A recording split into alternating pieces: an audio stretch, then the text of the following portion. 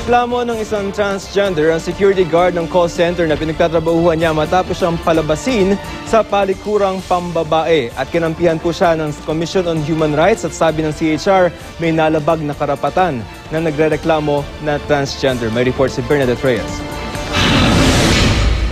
Siya si John Gerard noon, pero siya na si Mara Latore ngayon matapos ang kanyang sex change. Kaya napahiya at nasaktan daw si Mara nang pagbawalan siya ng security guards na gamitin ang ladies toilet sa kanyang pinagtatrabahuang call center sa isang mall sa Quezon City noong February 20. Pumasok po ako sa female restroom during our break.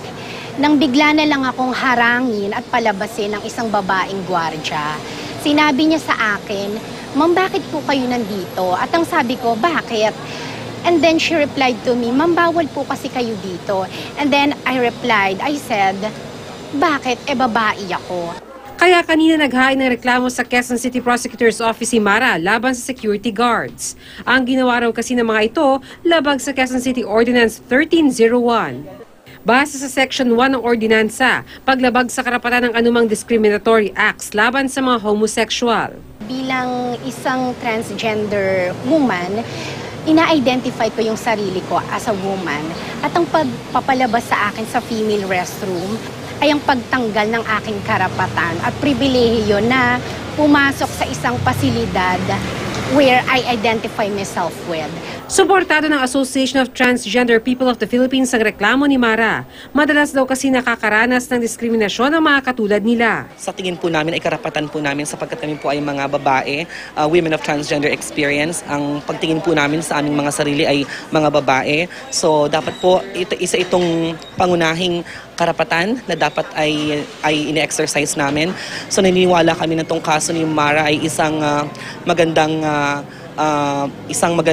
test. This will be a good test to see to see whether this ordinance has teeth. So that's what we're hoping. We hope and we will closely monitor. Sinubukan namin kunin ang pahayag ng dalawang security guard pero wala pa silang sagot. Sakaling mapatunayang lumabag sa ordinansa ang dalawa, maaari silang maharap sa kasong kriminal na unjust vexation.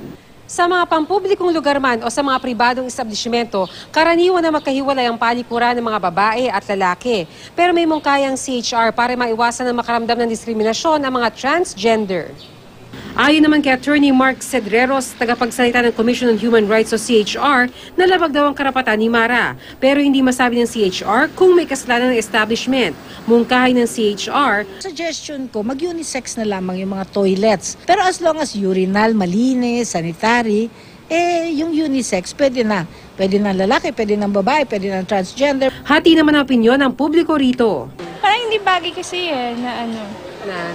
na lalaki pa rin siya tapos mag-CR sa babae. Sa mall, siguro medyo maiilang ng konti. Pero, well, para sa akin, hindi naman issue yon. Dati lalaki siya. Nakakailang naman siyempre yun. Kasi kami babaeng-babae kami siya.